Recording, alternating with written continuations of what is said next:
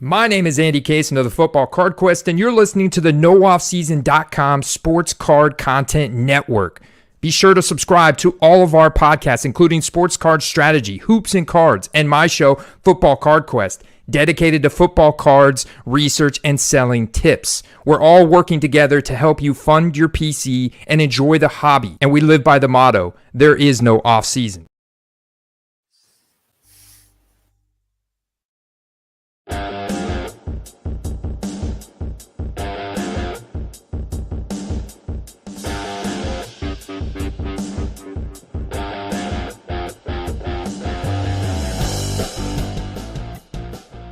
What's going on, everybody? Paul Hickey here with NoOffSeason.com.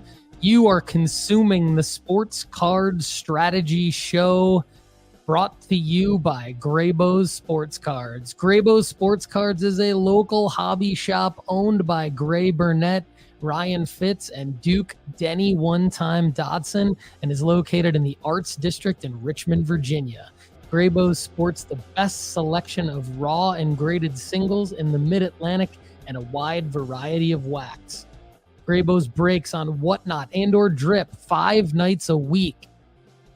Listeners of Sports Card Strategy can receive a 10% discount from Graybo's on Drip, Whatnot, or their website at graybos.co by entering the code STRATEGY2023. You can follow all of Graybo's news and updates on Instagram at Graybos_cards. Don't forget to go premium at nooffseason.com. Get your free 30-day trial today to help you build your sports card investment portfolio. We have just launched Sports Card School at nooffseason.com. Check it out at sportscardschool.com. All of the data we use on the Sports Card Strategy Show is from Market Movers. Get a free 14-day trial followed by 20% off for life by using the promo code NOOFFSEASON at marketmoversapp.com today. All right, you're about to enter a Wednesday deep dive with the Dr. Crack, Chad Guell, and Connor Barnett, our head of content at nooffseason.com. Connor and Chad, take it away.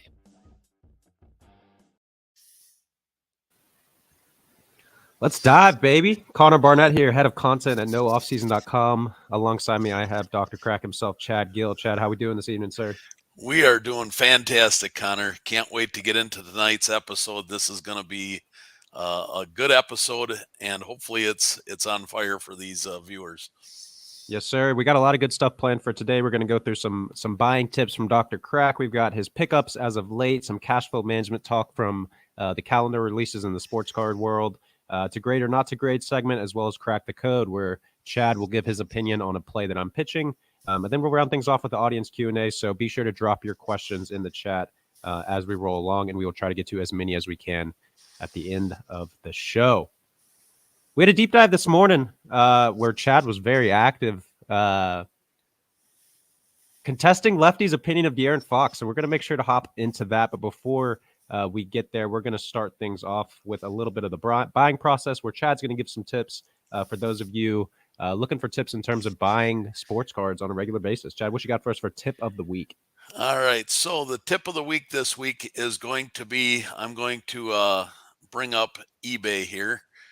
It's going to be buying in bulk. So we've talked about in previous episodes, when you find a seller that you have success with, whether you felt like you got a good deal on a graded card or you bought a raw card that gem mint out, and so you want to save that seller because they sold you a card that gemmed.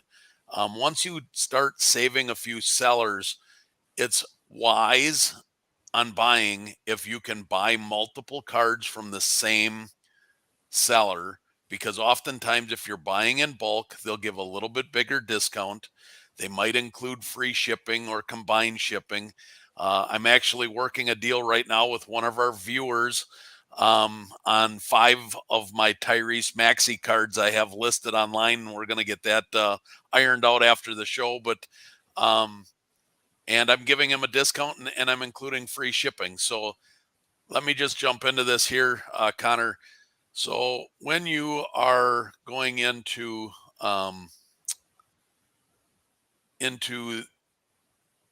looking at cards. Let me see. Why can't I get? I can't pull this up on my screen here to.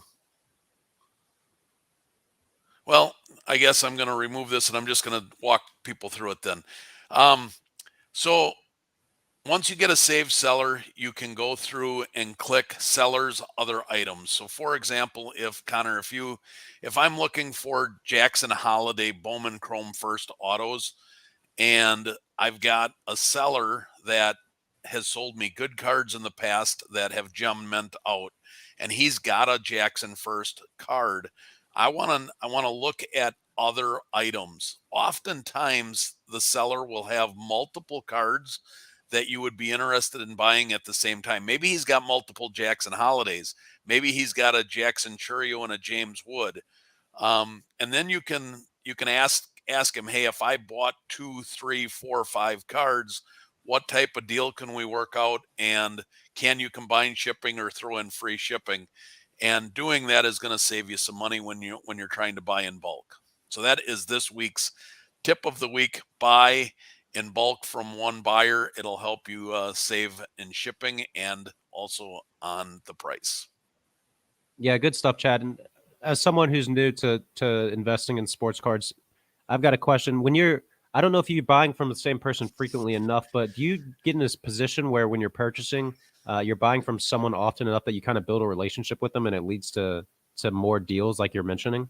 Yeah, absolutely. I've got my buddy Scott out in Maryland that I buy a lot of stuff from, and he's always given me deals. And actually, I've bought enough from Scott that now when he kind of knows or gets an idea or a groove of what I'm in, and if he gets something in, oftentimes he'll message me and say, "Hey, Chad, just so you know, I got this Devin Booker RPA in." I'm using that as an example because I bought that from him last year when he messaged me, and it never hit eBay. I didn't have to bid against anybody. I didn't have to go on a Facebook site. We had a relationship built up. He knew that I liked Kentucky basketball players. And so he messaged me and said, "Hey, Chad, I got this Devin Booker RPA numbered to 199. It's not engraded, but it looks really good. Are you interested? And I'll cut you a deal." And I said, "Yeah." And the rest is history. It's in the safe at home now. So I love it. I think it's a great tip, Chad. And there's a lot of layers to it for how it can benefit you as you continue to buy from the same sellers. You almost build your own like inventory of go-tos, and it just makes your buying process easier. Speaking of the buying process, let's get into who you're picking up right now. I think you've got some interesting things scheduled up, so I'm excited to see Dr. Crack's pickups for the week. yeah. So all right. So instead of going through, like I mentioned last week, I buy so many cards. I cast a very wide net. I thought for this show, what I would do is I would kind of tie everything together with our GOAT, Hero, and Flyer segments that we've been talking a lot about lately. And I'm going to give one card in each category that I have bought since the last show. So we're going to start with tonight's GOAT. If you've watched the Monday shows, you know that I am very adamant about this card. I have bought 5 of them. It is Giannis Antetokounmpo 2013 NBA Hoops PSA 10. These are the base versions that I'm buying. I've bought all of them for priced between $200 and $225. This card is at a 3-year low. It's the last time that this card got under $225, Connor, was back in February of 2020. Now, I know the Bucks have got off to a little bit of a slow start, but they're flexing their muscle in the in-season tournament. They just got a big win last night over the Heat. They've got the number 1 seed in the in-season tournament, and Dame has said that it means a lot to him to go out and try and win this thing because of the two-way players that this type of check from a bonus check for winning this in-season tournament could be life-changing for some of these lower-paid players. So Dame and Giannis are out to win it all, and I hope they do. I love it. Yeah, and I think Giannis has a lot of style markers. So For you personally, Chad, when would you be looking to sell this card? Is this something you're PCing? Or are you looking to flip to sell? And when are you trying to sell Giannis? I am not PCing the base card. I am PCing. I have 2 of the redback versions. I'm actually trying to get the rainbow, so I want I want a glossy, I want a gold, I want the red back. So I'm working my way to get one of every parallel of this card for my PC.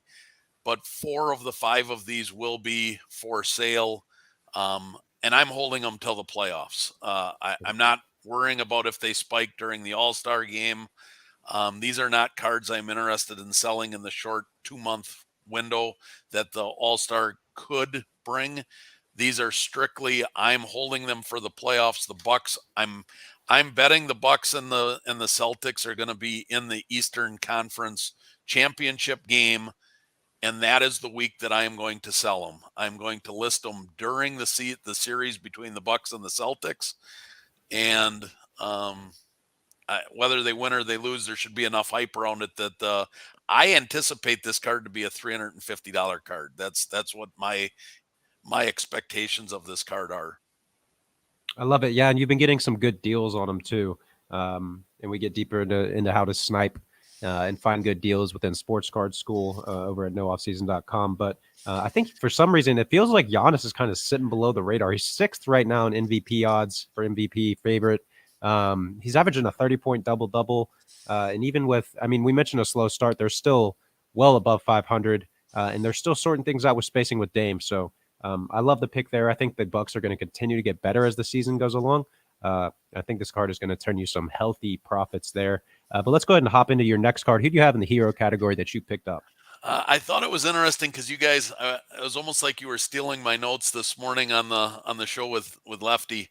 I think Lefty brought this guy up, Jaylen Brown. Jaylen Brown is my hero pick. The Prism base 2016 PSA 10. I paid $52 for this card, Connor. It almost feels like robbery, like thievery. $52 for a Jaylen Brown. Now, 2016 was before they started the huge populations. This is only a pop 992. It's less than 1,000. The number 2 player on the number 1 or number 2 team in the East, they're going to challenge for the title. This card, let me just give you some staggering statistics about this card. In the last year, the card is down 16%. In the last 180 days, it's down 27%. In the last 90 days, it's down 33%. In the last 60 days, it's down 46%. Wow. And in the last 30 days, it's up 26%. So in the last 30, it's starting to climb. But in the last 60, it's down 46%. It's lost 50% of its value. This card is the lowest it's been selling since 2009. October of 2019 was the last time that this card reached anything with a 50 in it. So $52 is so cheap for this card. In the last year, 142 sales of this card, 59 times the card sold for over $75. 21 times the card sold for over $100. This card is an easy double your money. Again, this is a card that I am going to put for sale at playoff time when they're playing the Bucks. I anticipate this card's going to be a $150 to $200 card. That's my expectations.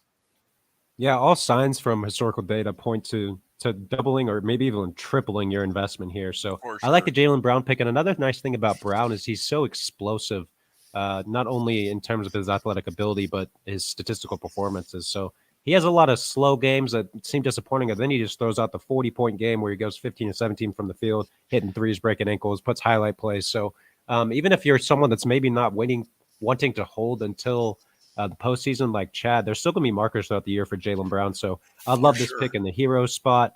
Let's hop into who you're going with for your GOAT. Well, I did the GOAT was Giannis, but before I get to my flyer, for anybody that questions Jaylen Brown's talent, go back and watch last year's All-Star game when him and Jason Tatum, all the other 8 players on the floor basically watched them for about a minute and a half duel each other one-on-one. They'd come down, they were guarding each other. It was so much fun to watch. It was the highlight of the All-Star game last year, is watching Jaylen and Tatum 1v1 each other in the middle of the All-Star game. It was a blast. Some great basketball there. The All-Star game was a little boring, but that was the highlight of the All-Star game as far as I'm concerned. The flyer. All right. When you go with a flyer, this player might not, this to Janelle Shue's point, the player probably is not a flyer. The player is probably a hero. However, the card I'm picking, I'm putting him in the flyer category because he's down so much. It is 2014 Prism. I'm going with the silver photo variation to add a wrinkle to it. PSA 10 Zach Lavine. I paid $32 for this card. It's a pop 244. Extremely low population. The card is down 52% in the last year, 21% in the last 180 days. It's down 47% in the last 90 days. It's only down 10% in the last 60 days, which tells you it's starting to level off. And it's down 15% in the last 30 days. So this card has continued to slide. In the last 365 days, this card does not transact a lot because it's low population. In the last year, it's only sold 30 times. However, of that 30 times, 10 times that card sold for over $100. So 1/3 of all of the sales from last year were over $100, and I got this card for $32. The Bulls are not going anywhere. The reason that I bought this card, and let me tell you why it's a flyer for me. It's a flyer because I believe that after 2 years worth of smoke, people talking about him possibly getting traded, I think this is the year that Lavine gets traded. Where there's smoke, there's fire. The Bulls are going absolutely nowhere this year. They're worse than they were last year. They have to do something, and Lavine is their trade chip to get something back in return to try and turn this franchise around. Lavine gets traded this year by the deadline. This card, if he goes to the right team, is $100+ card, and it's a double or triple your money type scenario. I love this pick as a flyer. And I was going to ask, as soon as you started talking, I was thinking that the marker would be trades. Yep. And there's more evidence kind of pointing towards the Bulls leaning towards like a full rebuild. There was an alert today I got from ESPN that was saying the Lakers were interested in DeMar. So if they're moving those two guys, they're most certainly looking to do a full rebuild there. Absolutely. I think, like you're saying, it's such an opportunistic time to buy this card based on current valuations that it's kind of a no-brainer. Even if you don't get that sell marker this year, I think that just based on hype cycles, you can get your money back and make money just based on the NBA hype cycles. So the downside for me is so low on a flyer pick like Lavine that I really like this pick. Yeah, good. Why don't we, we're getting quite a few people over here in the chat. Why don't we give some live chat love? Let's do it. We got Michael. Gosh, dude, I keep getting these names. Michael Bertoldi. Sorry if I butchered that. Michael, first time catching you guys live. Let's go, Michael. We're pumped to have you here. Barry Siff joined earlier but had to jump out for a yoga class. Adrian Charlie. Adrian, thanks for hopping in. We appreciate you being in here. We got Sean G of AZ. Sean G, thanks for joining, my friend. Rusty Emigart, loyal listener. Appreciate you being in here, Rusty. We got Hangover Sports Cards. What's up, Hangover Sports Cards? And we got Global overseas guy. He says his PC is looking shaky with the recent Josh Giddey news. Curious to see how this all plays out and how this affects the hot start for the Thunder. What are your thoughts on the Thunder's direction? And do you think that this Giddey news is something that people should be considering for investing in other players on the Thunder, / should we be trying to sell Giddey? What are your thoughts here, Chad? Yeah, so this is a hot topic. I kind of like the topic because it's hot. But the Thunder, they're going nowhere but up. They are They could be this year's Sacramento Kings. They could be the hobby darling. They could be they could be. It would not surprise me if they snuck in and got a 3 or a 4 seed this year. Challenge the Sixers. Whatever they could they could they could they could rise quickly. I love the makeup of their team. I love everybody, but Giddey makes me a little bit nervous. I was not a huge Giddey person prior to the news. However, I do think that we as consumers of news in the United States are very quick to react.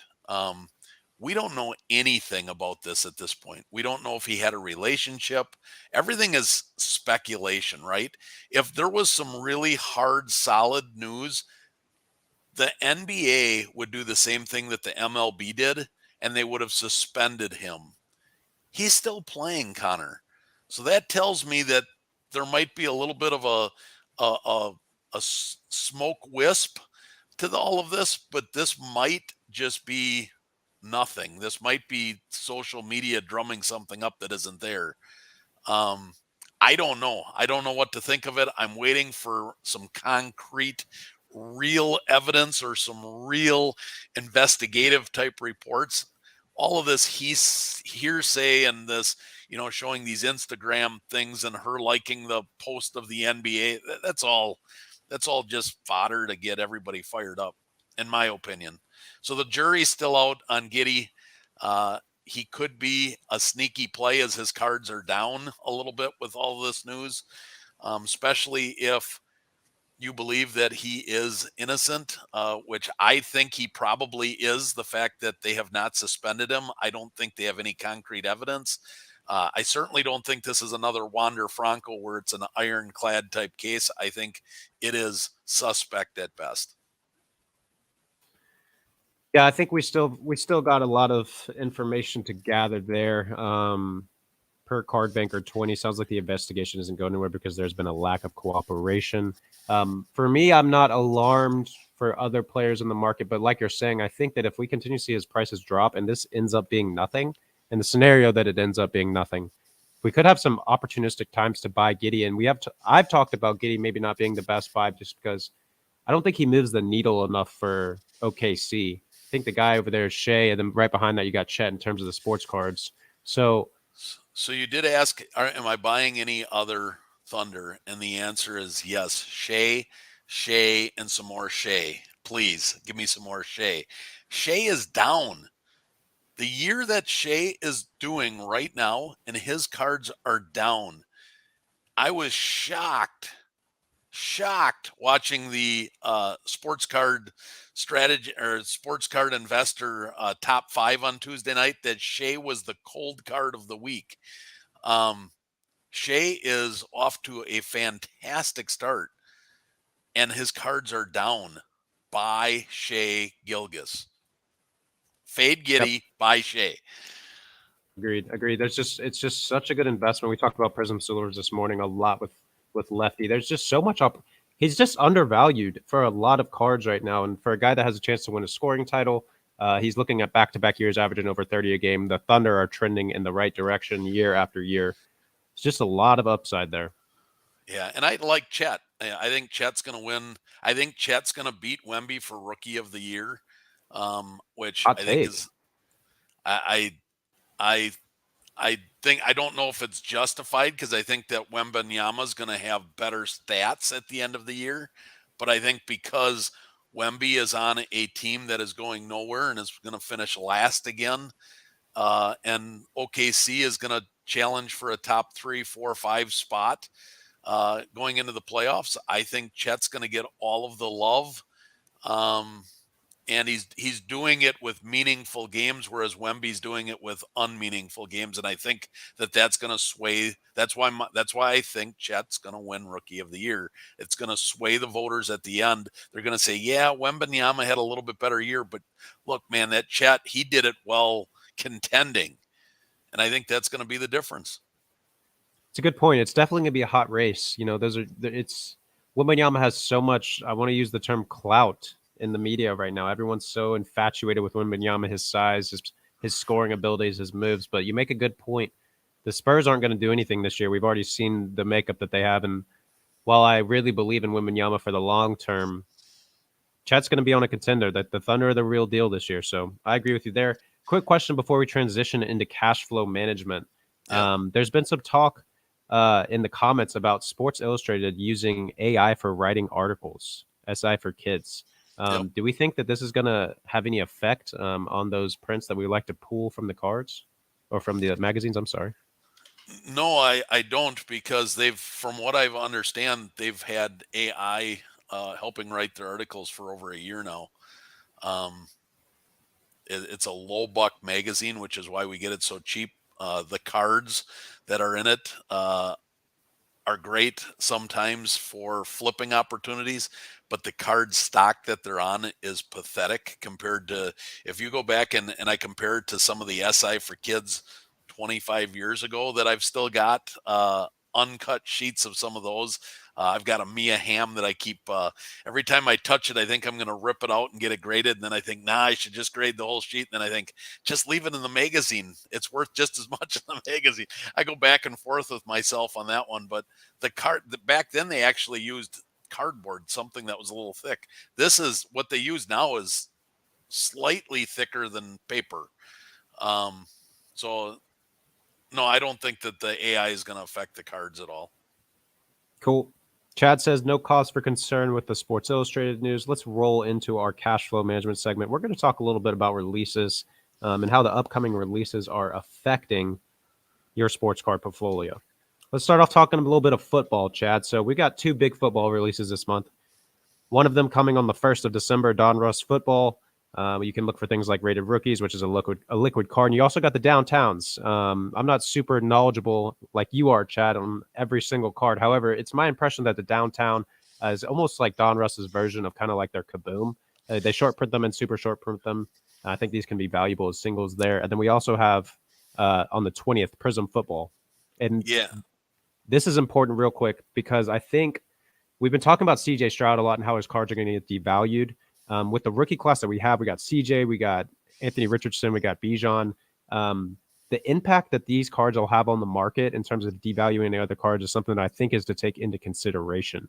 They could render these mosaics drastically less valuable, and more supply will equal less demand there. So curious what you think about these 2 releases and how they should affect and be considerations for people trying to manage their cash flow. Yeah, that's a great question, Connor. Glad we get to talk about this. So CJ Stroud is in a different conversation than all of the other rookies with the football products, and here's why. Because of the autographs. You are not going to see a CJ Stroud auto in any of the Panini releases moving forward.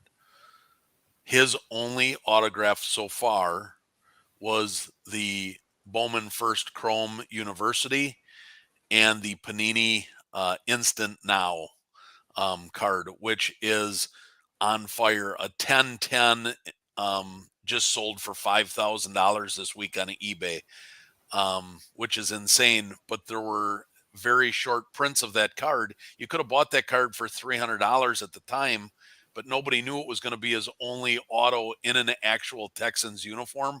So that card is the card to own, but it's gotten so expensive that you can't. All of the other cards, these new releases are going to make the other cards, the previous releases, obsolete, especially Mosaic. Mosaic, I love collecting Mosaic for personal collection. I love the way that they look, especially the older ones that were actually part of the Prism sets before it became its own set. But I think Phoenix football, which you didn't mention, Phoenix football comes out on the 8th of December. Phoenix is a cut above Mosaic.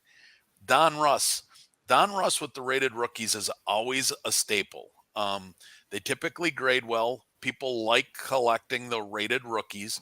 So those are going to make the mosaics drop in price drastically, because if you could get a mosaic versus a Don Russ rated rookie in a parallel, people are going to want the parallels. Here's the interesting thing that they did with Don Russ football this year. They went parallel happy. I think because initially Donruss was not supposed to get released with the lawsuit that was going on, and they got the injunction to release additional products, and they went nuts. There are more parallels in this set than ever before. There's more parallels than there were in 2021 and 22 combined, Connor. But they did one thing that I think is really cool, and I think they're going to be hot. I think they might be as hot as the downtowns. They came up with a jersey numbered, serial numbered card of every player in the set. All 400. It's a 400 card checklist, so it's watered down in the sense that all 400 cards have this, but the cards are serial numbered to their jersey number. So, for example, Russell Wilson, number 3, has 3 cards and only 3 cards. That's They're pretty numbered cool. to 3. I think this is a really cool idea. I think that those cards are going to be sought after. Now the wide receivers that are up in the 80s, where there's 87 of them or something like that, I still think they're going to be sought after, but they're not going to be as hot as the real low jersey numbered players. But I think that's a really cool thing that they did. The autos that are coming out in Donruss are going to make Mosaic prices drop drastically. You're going to want to look for autos of Bijan Robinson, Zay Flowers, Sam Laporta, Jahmyr Gibbs, Tank Dell, Puka, Rashi Rice, Aiden O'Connell, Devon Achane, and Jordan Addison. Those are going to be your 10 hottest autos in the Donruss product. But Donruss has 4 different sets of autographs, Connor. 4. They have the rated rookie autos. They have Hall of Fame autos. They have legend autos. And then they've got current star player autos. Your chance of getting one of these players is, I saw a video on it today on a Scotty B site. I don't know if you watch Scotty B at all, but Scotty B breaks down mathematics. He's like a mathematic guru. And with this new set, if you wanted, let's just say you wanted a Puka autographed rated rookie, you would have to open like 200 hobby boxes before you could potentially get it because of how many autos. So there's some really cool cards that are going to drive the prices down of the Mosaic cards, but I personally am not wasting my money on the hobby boxes. I'm going to let somebody else take the losses, rip the boxes open, and I'm just going to buy the individual cards when they hit. Love it. Yeah, I think that's a great breakdown there, Chad. And like you're saying, we don't necessarily recommend buying wax as a sports card strategy. So for people that are looking to buy these singles, like you said, yourself included, what's the time frame we should be looking at in terms of when we should pick these up after the release? I know Paul often talks about waiting kind of that 3 to 6 month period to see all the releases done for rookie players. He wants to wait 3 to 6 months once all rookie prints are done, so that he has a better indication of where the market's at. What are your thoughts on waiting to pick these up, and when are you trying to buy? I'm going to try and buy 1 to 3 weeks after their team gets eliminated from the season. Okay. That's my window. So that could be January, could be February, could be the end of February, depending upon how far they make it into the playoffs. But typically, I'm going to buy them in the off season too. But oftentimes with these new releases, especially around Christmas, you're going to see them spike for the first 2 to 3 weeks. You're going to see an insane spike on this stuff. It's going to be a straight up on the graph type thing, and then you're going to see this huge decline. The decline is going to come when when the season is over and they are officially eliminated, but the supply is still high because people are still ripping them. You're going to see some pretty good prices on those. So I would say probably February would be a good chance. Otherwise, I'm going to wait until possibly May or June. I'm not going to spend any money in the month of December or January on singles. Let them open. Don't have the fear of missing out. No FOMO with this stuff. There is plenty of supply to go around. The prices will drop. Love it. Yeah, sounds like your head is in the same place as Paul's there. Let's transition over to baseball. We got an obvious one coming out on the 13th, Bowman Draft Baseball. Chad, if you want to briefly touch on this one, and then on the December 18th Monday show, that show is going to be heavily dedicated to the 2023 Bowman Draft Baseball release. So just a quick update for the fellas on Bowman Draft Baseball and what to expect there. Bowman Draft Baseball is the one of the rare instances where if you were able to get it at pre-sale price before they hit the open market and they double in price, which is often what happens. If you were able to get the pre-sale price, Bowman Draft Baseball, oftentimes you can make money on ripping those boxes open, especially if you got the jumbo or the super jumbo boxes where you get 3 to 5 autographs. That is a product that is loaded with Bowman first, chrome first autographs. And those are the cards to collect. So that is a product that we do. If you're going to rip wax, that is a product that we can endorse ripping. However, if you're going to go buy them off of eBay, chances are you're better off buying the singles, letting somebody else do that too, because I've already seen, like, I got my 2 boxes on pre-sale price. I ordered mine back in October when the pre-sale first opened up, and I've already seen people on Blow It Out card forums, eBay forums, Dave and Adams. They're already $100 over what I paid, and those are considered pre-sales. Once they hit and people start ripping them, I think they're going to climb even further. So be careful buying off of eBay. If you didn't get in on the pre-sale, just wait and buy singles on that product as well. Yeah, good stuff there, Chad. Another release that comes out on the 13th of December, we'll transition to basketball, is Panini Immaculate Collection Basketball. And the reason that I included this one, the singles do pretty well from this release, and the significance here is that this is like the last wave of, it's a 2022-2023 player release, so it's the last wave of rookies like Paolo Banchero, Jabari Smith Jr., Chet Holmgren, Jaden Ivey, guys like that. What are your thoughts on the impact that this release will play into their other prints that are already out? And are these some singles that people should be looking at once those prices have kind of gone back down to normal values after those first couple of months? Immaculate is a fun card to collect. They don't grade well because they are thicker in card stature. They're thicker than a standard card. They do have rookie patch autos, which are desirable and collectible.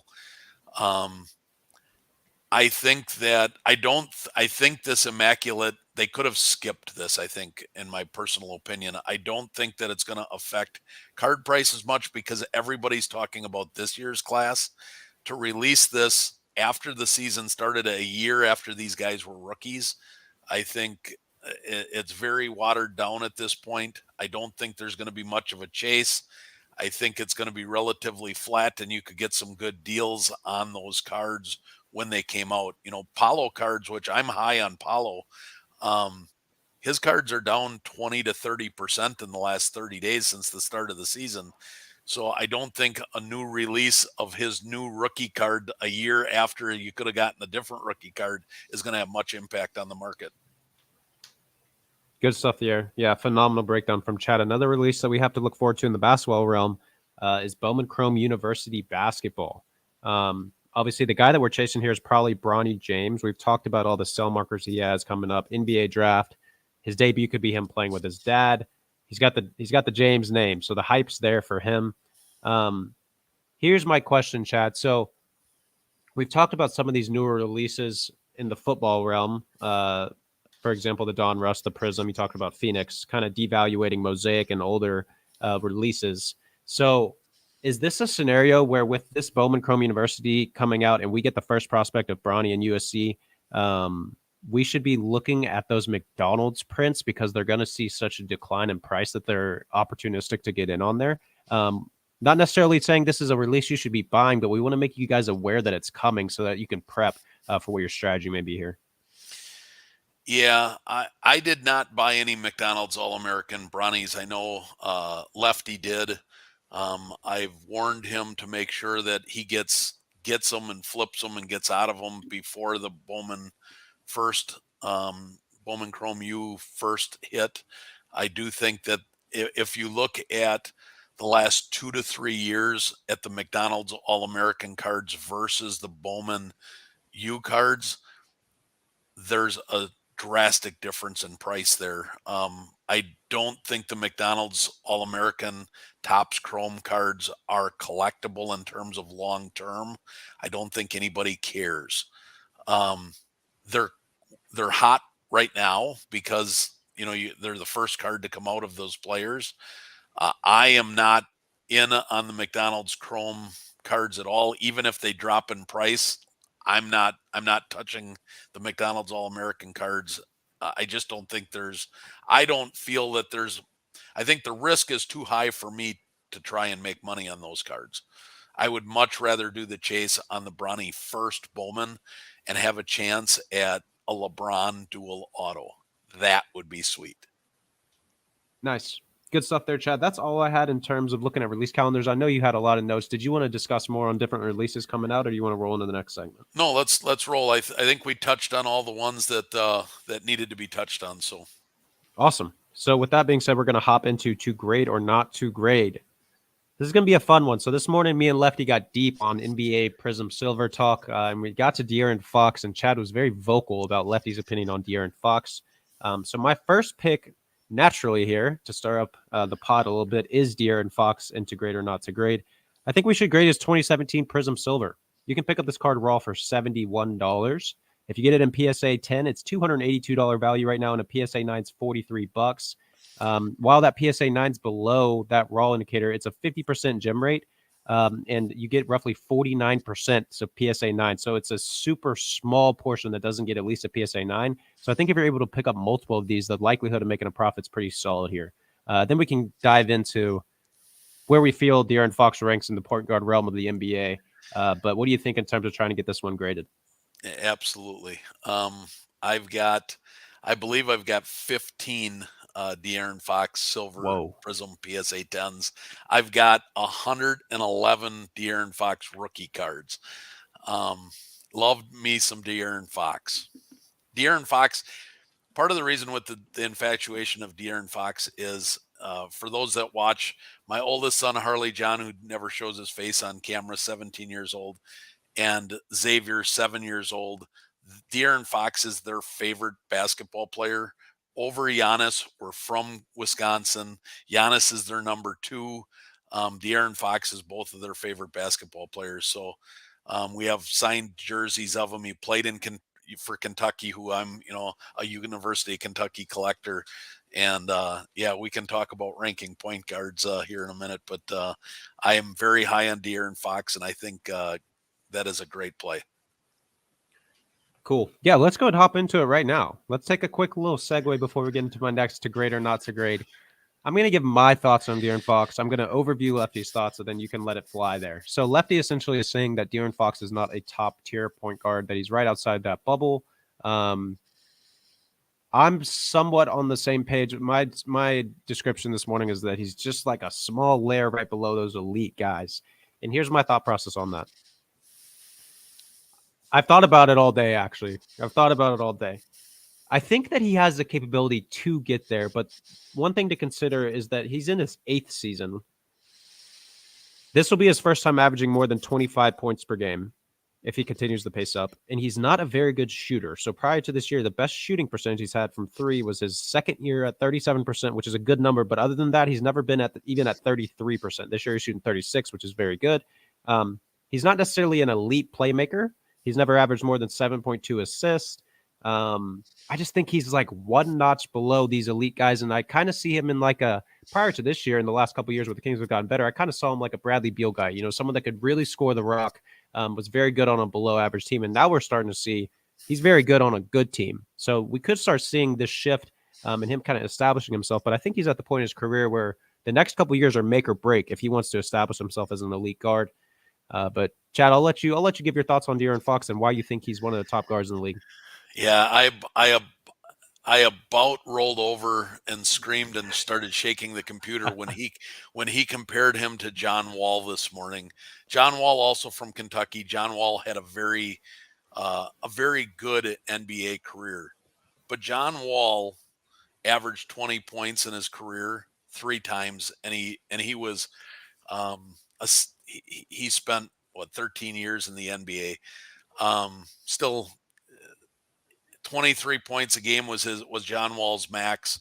Yep. John Wall was never even close to the caliber of De'Aaron Fox, and I love John Wall because he's from Kentucky. You can't put the two of those in the same breath. The statistics don't line up. The athleticism doesn't line up. There's no comparison. I did like Lefty's comparison to Russell Westbrook. However, there's a caveat there. Russell Westbrook gets no hobby love because nobody likes Russell Westbrook. De'Aaron Fox is beloved in the NBA. Last year when the captains got to pick, De'Aaron Fox was Giannis's second pick. He wanted to play with De'Aaron Fox because he knew the caliber of player that he was. So here's my ranking of point guards. We're going to stir things up. The only point guards, if I'm a general manager and I'm starting out an NBA team, there are only a handful of point guards that I would consider over De'Aaron Fox for my starting point guard. You have Luka, you have Steph, you have SGA, and you have Ja Morant. Damian Lillard in his prime, I would have said yes, but I would rather today have De'Aaron Fox than Damian Lillard. And Dame's on the Bucks, and I love me some Dame time. So I put Fox at number 5 currently in the NBA in terms of point guards that I would want to run my thing. De'Aaron Fox gets no love because he plays in Sacramento. They get no primetime games. When they do play, they're on at 10 or 11 o'clock at night for the Central and the East. Nobody gets to see him play. So last year, when the Kings shocked the world and rose from like pitiful to decent, that was the first time people even started hearing about De'Aaron Fox. As soon as they made a couple of trades and got him some players, they got him Sabonis, they got him Keegan Murray, they got him Malik Monk, and they started balling out.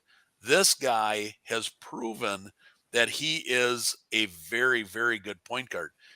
Last year, he was second in the NBA in points scored in the fourth quarter. Second. There was nobody you'd rather have in the fourth quarter last year than De'Aaron Fox. He was king stuff. He's clutch. He's a clutch player.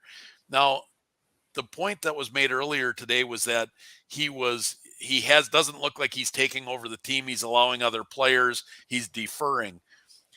Have you watched any of the play-in games that have counted? De'Aaron Fox dominates. The game that he deferred was he was getting everybody else involved because it didn't matter. They already had clinched their spot in the play-in tournament. They're a number 1 seed in the play-in tournament. They're a very good team. De'Aaron Fox is way better than people are giving him credit for. If De'Aaron Fox played for the New York Knicks or Miami Heat or LA Lakers or some big market team, people would be going absolutely nuts about this guy. He's hardly heard of because he plays for Sacramento. I've been hoping for years that he would get traded to a team that mattered. And when he signed that long-term contract and said he wants to retire a Sacramento King, it broke my heart. Good stuff. Yeah. I mean, I've got differing opinions in some areas, and I agree with some of the stuff you said. But you did your research here, and I'm always going to respect research. So let's try and reel it back in a little bit. You mentioned some of those top 5 guys, and you had them in the 5 slot. Let's talk about which of those guys you feel most comfortable investing in right now. Like, is De'Aaron Fox a strong buy over some of those top guards? No, not over the guys that are above him. No, I would. Ja's risky, right? You talked about that this morning with Lefty. Ja's very, very risky. But I think if you have the tolerance for risk in your in your portfolio. Right now, Ja might be one of the best plays in basketball that there is in terms of flip potential. The Grizzlies are awful. They certainly miss Steven Adams. That's obvious. It'll be interesting to see when Ja comes back if the Grizzlies can start winning when he starts balling out, or if Steven Adams was a bigger part of that than we even know. But if Ja comes back and say the Grizzlies have, do you think it's fair to say they're going to have 4 or 5 wins maybe by then? Because they got 3 now. Let's just say they have 5 wins when he comes back, range, probably. And they're 5-20, 6-19, something of that nature, and they go on a 3 or 4 game winning streak, and he starts dropping 35 points. His PSA silver right now, that's $450, $475. It's going to spike to $600, $700, $800 like overnight. So Ja Morant, if you have the tolerance in your portfolio for some risk, might be the best play in basketball right now for a chance to double your money. SGA, with his prices being down, I'm not going to put De'Aaron Fox saying that that's a better investment than SGA. Steph is a legend, and Luka prices the way that they are. Luka's a better player than De'Aaron Fox. I'm not delusional just because I'm a De'Aaron Fox lover. These players are better. So would I rather have a De'Aaron Fox silver prism or a Damian Lillard 2012 prism? Yeah, I'd rather have a Fox silver prism right now. I think there's more likelihood for that card to go up. I think Lillard is a good investment. I think Fox is better and a better investment right now if you went with his silvers. Love it. Yeah, I had to give you a second to kind of shoot your shot back at Lefty there, get some debate going. I think that's interesting, valuable content for the audience, but we'll keep rolling with to grade or not to grade. Up next, I got Patrick Mahomes 2017 Optic Hollow. Raw, this card goes for $671, and PSA 10, it's 1.85K, which is actually kind of low looking at historical trends for it. If you get a PSA 9 for this, it's $825, 50% gem rate, 42% PSA 9 return. To me, this is a no-brainer for grading overall version. What are your thoughts here? Yeah, the no-brainer. If you can get those types of returns for gem rates and a PSA 9 makes you money, yeah, absolutely. You nailed that one. That is, put that on the recommended go out and buy and grade list. That should be up on the website. Everybody should be making money on that one. If they can afford it. That's expensive. Yeah, it is a big upfront investment, but if you have the capital, it's a pretty low risk play to turn profits. We're 2 for 2. Let's try and go 3 for 3. Like I said, we talk Prism Silvers all morning. We're going to keep the cohesion between the shows kind of rolling. We got Devin Booker 2015 Prism Silver, who you said you would take over some of the other guys that Lefty was discussing this morning. Me and Lefty talked about how there might be more opportunistic plays for PSA 10s with better upside that are kind of more undervalued. So guys like Maxey Halliburton and maybe even Zion Williamson right now with where his pricing's at. But the play here is to buy it raw and grade. So I think this is a good option. So raw, you can pick this card up for $320, and a PSA 9, you get it $400 back. PSA 10 goes for $1,000. So whether we think it's overvalued or not, that's where the number is right now. 50% gem rate, 43% get PSA 9s. Got to be a lock, right, Chad? That's a lock. If there again, those are the plays that our audience should be looking at. When you can buy a card raw with grading fee, knowing that if it gets a 9, you're breaking even or making money. Those are the plays. That's what I write all the articles about. That's exactly the type of card that I'm looking forward to writing an article about, so that everybody can go out and make those plays. Connor, you nailed all 3 tonight. I love it. We're gonna have to get you your own. We're gonna have to get you your own show here pretty soon. I love it. We got some improvements. That's going to do it for my to grade or not to grade. I'm going to have I think next week I'm going to bring some controversial ones into the scheme so that the audience has a better idea of kind of those borderline ones and your thoughts on them. But we're going to hop into a segment that we did not get to touch on last week. A little bit of it was my fault. A little bit was that we were in a rush, but I'm excited for it. So let's get the inaugural segment of Dr. Crack's Corner rolling, where Chad is going to break down some of his plays with Crack and submit to PSA. take it away here, Chad. All right, Cracks Corner. I love it. So we're going to talk about 3 different cards that, just like Connor just did with the buy wrong grade, and he nailed all 3. These 3, I nailed all 3, guys. Pay attention here. This is some good stuff. And it's funny we were talking Patrick Mahomes because 2 of the 3 are Patrick Mahomes rookie cards. 2017 Don Russ rated rookie card number 327. This would be a tricky one, Connor, because it has a gem rate of only 14%. So you might ask yourself, why is Dr. Crack suggesting on Crack Corner that I go out and I buy Patrick 14% gem rate? The answer is because I'm not going for a gem 10 on this card. I'm not going for a 10. Here's the play. You can buy this card in a, I'm sorry, I am going for a 10, but you don't have to get a 10. A BGS, here, so we're going to bring in some other data, some of my crack data. A BGS 9 sells for $218. Add the grading fee on there and shipping, you got $250 invested. The PSA 9 sells for $294. So you have a chance, if you get a BGS that transfers over to a PSA 9, you got a chance at making $50. But with my statistics, with all of the cracks that I've kept track of, a BGS 9 to a PSA 9 has a 44% success rate. A BGS 9 to a PSA 10 has a 14% success rate, and that's exactly the gem rate that this card has. This card in a gem 10 is $953.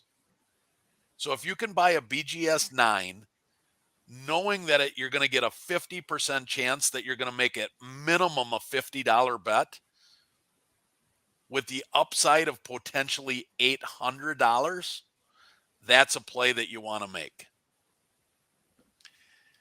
The second card I want to talk about, also 2007 Don Russ Elite Series, Patrick Mahomes card number 7. This is a card that you can buy in a BGS 9 for $151, and a PSA 9 sells for $281. A BGS 9 to a PSA 9, we know from the last that I said, crosses over at a 44% rate. And you know that a BGS 9 to a PSA 10 is a 14% rate. So for $151, you have the opportunity to make $100 if it crosses over to a PSA 9, or $400 if it crosses over to a PSA 10. This one I'm going to go with 2 plays, Connor. An SGC 9.5 is $250. You can buy one at $250, crack it, submit it at the $19 level, and you'll have about $280 in it, which is what the PSA 9 sells for. So that is a floor risk that's the floor that I talk about. A SGC 9.5 to a PSA 10 in a non-chromium card like this is 59% gem possibilities. 59%. It's $250, potentially $515 PSA 10. If it gets the 9, you break even. Those are the types of cracks that I like when you can have a very low floor and a high ceiling. I love it. We got one more coming your way, but this is why we call him Dr. Crack, people. He's doing the research so that you don't have to. He's evaluating risk. He's finding upside there. I love it, Chad. I love learning from your plays here. What's our next one that you got? Well, I thought I'd go with a GOAT, an actual GOAT, like the real GOAT, Michael Jordan. Whether you think he's number 1 or number 2 with him and LeBron, don't care. They're both GOATs, right? I'm number 1 with Michael Jordan, but 1, 2 doesn't matter. Um, 1995 Skybox Premium, card number 278. This card looks amazing. Well, I'm doing this. See if you can pull this up and share it with everybody. It's electrified, is what it's Will you called. read it one more time, Chad? 1995 Skybox Premium, card 278, electrified. It's a green card with lightning bolts on it. It looks amazing. It's one of my favorite cards in my personal collection. There's a couple of plays to be made here. This card is only a pop 115. It has a gem rate of only 4%. So for a cardboard card that's not a chromium card, for a 4% gem rate, that's shocking. There's 2,431 of these cards graded. Isn't that a good looking card? It is. Man, that's a good looking. And then you get that in a slab. Oh my goodness. There's 2,431 of these cards graded. A PSA 10 sells for $712. An SGC 9.5, the most recent, get this, Connor. Are you sitting down? Are you ready for this? An SGC 9.5 sold 3 days ago for $58.56. Whoa. An SGC 9.5, $58.56 a couple of days ago. A PSA 10, now it's only a 4%. Okay, with a 4% gem rate, you have to assume when you crack and resubmit a 9.5 SGC, it's going to get a 9. This card has a 71% PSA 9 to 10 ratio. So the likelihood of getting a 9 is 70 times higher than a PSA 10. But you know what a PSA 9 sells for, Connor? $70. So if you get this SGC 9.5 for let's just call it $60, you spend $20 and you have shipping, the most you can lose is $15. The most you're going to lose is $15 for a chance at $700 profit.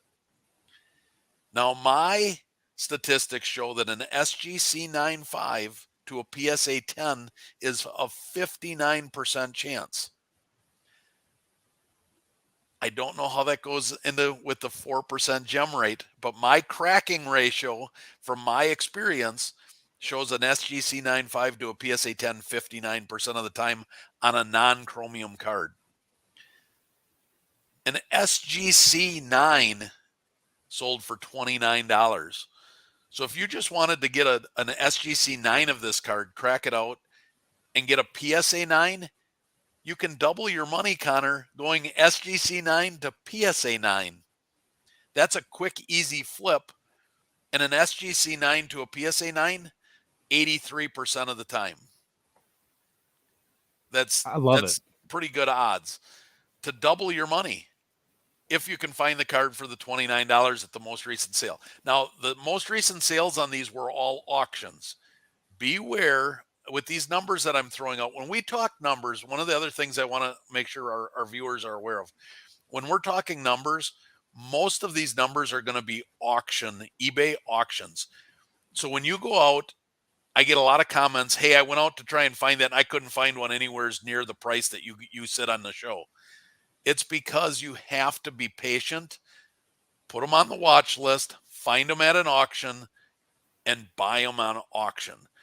People that have the buy it nows out there, an SGC 9 sold for $29. You might find an SGC 9 listed for $75. Buy it now. And there might be somebody out there that hits the buy it now because they like the card. But you got to find the auctions. The auctions are where the deals are at.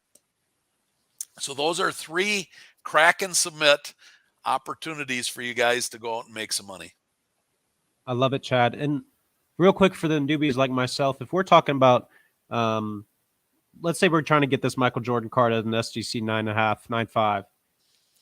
With the 4% gem rate, I think you probably need to be very careful in which cards you're bidding on an auction. Can you kind of break down real quickly some of the things you look at even before you? Obviously, you can't have the card in front of you physically to guess how it'll grade when you crack and submit. But what are some of the basic things that you and the fellas do to try to give yourself a better indication of what the card's condition might actually grade at? Well, That's difficult when you're bidding on. There's not a lot you can do other than try and blow up the pictures on eBay or MySlabs or ComC or wherever you're trying to buy it. Facebook. Um, Try and blow up the picture of the graded card the best you can. You have to assume that whoever graded the card knew what they were doing. All of these grading cards are reputable. They should be similar grades as long as you don't wreck the cards when you crack them out. What I typically look for, and the reason I started with these two tonight on Crack's Corner is because I thought they'd be fun. I'm normally not looking for a gem rate of a Patrick Mahomes at 12% and a Michael Jordan at 4%. Normally, I want a gem rate north of 50% to make myself feel pretty good. The reason that I brought the Kraken submit data in is because we've been trying to figure out how we can take my spreadsheet and make it shareable or make it something we could share with our audience. But I've got hundreds of cards that have been cracked over the years, and I keep the data. And if I like this card here, an SGC 9.5 to a PSA 10, 59% of the time in a non-chromium card, I've gotten the jump to a PSA 10. Does that help that 4% rate? Does it hurt? Does it not matter? I'm not sure.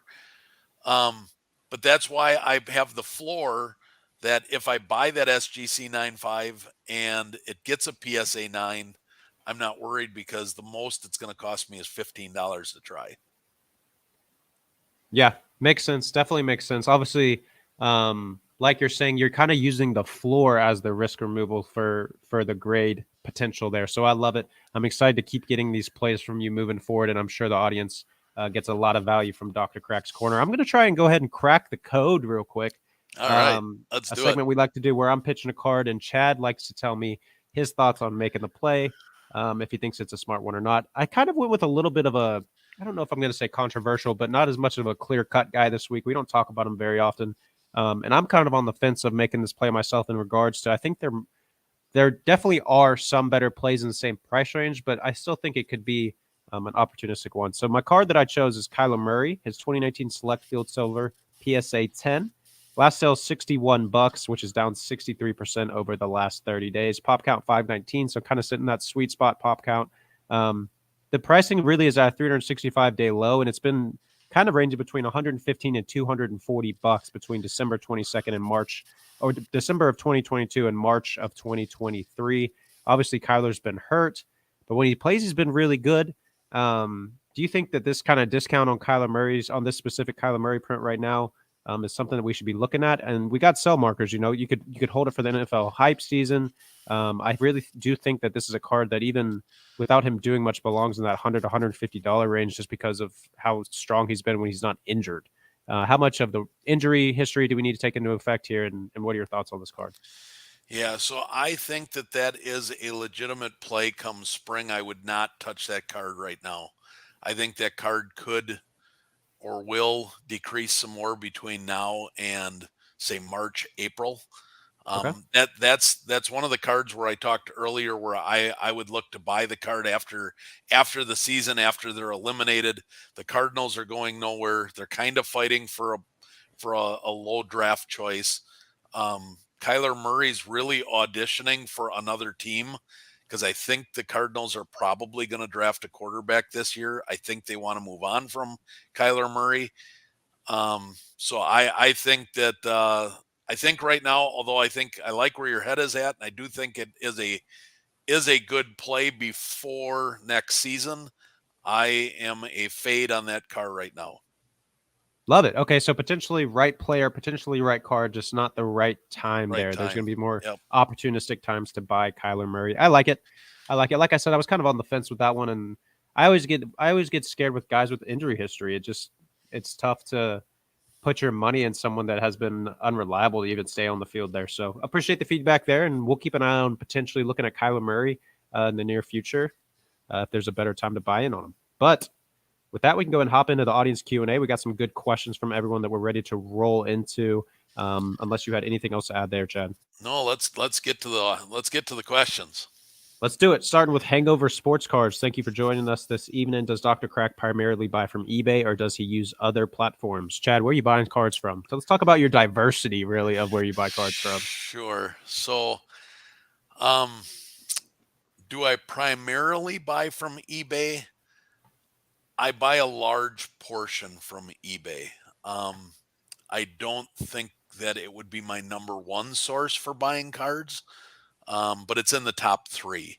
So my top three are probably eBay, local card shows, and Facebook. Though that's probably my three. I'm primarily, I would say, I try to buy in person. Would you save sales tax, cash? You get a little bit better deal. Don't have to pay shipping. Can see the card in hand. So eBay, yes, large portion, not primary. Good stuff there. Up next, we got Dog_Gone with an interesting question. Will Wander Franco ever come back? And I'm going to add to that. If he does come back, is there going to be any sort of, is it worth looking at investing in his cards if he makes a return? Yeah, if he makes a return, absolutely there's going to be an opportunity. And here's why. I'll give you Deshaun Watson as my evidence, Your Honor. Deshaun Watson should have been, for what he did, in my opinion, should have been banned from the league for life. However, he comes back, and what did everybody do? They rushed out to buy Silver Prism Deshaun Watsons because they thought they could make money on it. The hobby has a very short memory, Connor. You're going to find out O.J. Simpson rookie cards still sell. People still collect O.J. Simpson rookie cards. The hobby is so money hungry and driven. They have a short memory and they will forgive and forget very quickly if they think they can turn a buck. So if Wander Franco ever makes a return, I think that there could be a lot of money to be made on his cards because they've dropped so far. I don't think Wander Franco ever plays in the MLB again. Good stuff, Doggone. We hope that helps your question for Wander Franco. Up next, Mark D in the house. Chad, how are you buying the 2023-2024 Upper Deck Hockey Series 2? Is there a pre-sale? Are you just buying through online shops there? Yes, there was a pre-sale. The pre-sale happened in late October, early November, Mark. So you've missed the pre-sale from Upper Deck. The boxes are not that unreasonable. The hobby boxes, if you buy a pre-sale from like Blowout Cards or David Adams, or even go on eBay, you can still get hobby boxes for around $300. And the pre-sale was just a hair over $200. So they're up about 50%, but $300 for a hobby box for a chance at a Bedard Young Guns, I still think that's worth it. Love it. Love it. Up next, we got Card Banker 20. Doctor, how do we feel about the Topps X-Fractor rookie cards? He's got a few, O'Neal Cruz, CJ Abrams, and V. Bruhan. Sorry if I pronounced that one wrong because he was traded to Miami for very cheap. Chad, what are your thoughts on these Topps X-Fractors? I think there are two types of baseball cards that you can collect. There are Bowman Chrome firsts, and there are Topps Chrome. The Topps Chrome, is as long as they've got the rookie card logo, which these say X-Fractor rookie card. If they've got the rookie card logo, Topps Chrome are very collectible, very desirable, and the X-Fractor sells very, very well. The X-Fractor rookie card of O'Neal Cruz is a fantastic card. I would think that you would be able to make quite a bit of money on that, especially if O'Neal Cruz comes back and performs at the level that we think he will. The other two guys, they certainly could have markers coming up, but O'Neal Cruz is the best of that bunch there. Yep. We're going to round things off with another question from Card Banker. It says Fox or Jamal Murray. I'm assuming he's referring to in the sports card investment realm. So who'd you rather invest in here? And maybe if you have an idea off the top of your head of which cards you'd like to invest in, I'm curious your take on these two. Well, I like Jamal Murray a lot. I think he proved that he was a way better player than what anybody gave him credit for. He was clearly the number 2 scorer behind Jokic. Jamal Murray is a baller. He is a very good player. However, his cards have no or very little value. I had several Jamal Murray cards that I sold during the championship series last year. As they won the title, I was selling my Jamal Murray cards. And although I made profits on them, the profit margins were so razor thin. Had they not won that title, I'd have lost money on all 3 of my Jamal Murray cards. Jamal Murray does not get any hobby love. He's a great basketball player. So if you're asking, would I rather have De'Aaron Fox or Jamal Murray on my team? De'Aaron Fox for sure. If you're asking, would I rather collect or invest in De'Aaron Fox or Jamal Murray? The answer there is also De'Aaron Fox. Love it. Yeah. I was going to say, as someone I do a lot of research on a daily basis for sports cards, but I am still relatively new. And I was thinking when I saw this question, like, I never see Jamal Murray cards anywhere. And although he does have the upside of being on a contender and he kind of has some of that Jimmy Butler clutch factor, it's like, like you're saying, where are these cards in the hobby? They don't hold as much value. They're not going to be as volatile. Like if the Kings make a deep push, I think that De'Aaron Fox's cards are going to jump way more than Murray's would when the Nuggets make a deep push. So love the answer there. I think that's going to do it for the Q&A, Chad. I think it's been a fantastic show. Do you have any closing thoughts for the audience here? No, thanks everybody for watching. This was the second show. Reminder that we are on every other Wednesday night. This is not an every week show. Every other week I am recording some stuff to help us all with the sports card school, which is why we're not an every week show. So thanks for joining and watching, and set your calendars for 2 weeks from tonight. We'll be back with another deep dive, and I loved it. Thought this was a good show. Absolutely. Thank you all for joining. We appreciate each and every one of you. A lot of good stuff from Chad. Hope everyone has a fantastic evening, and we will let Paul go ahead and take things away for us.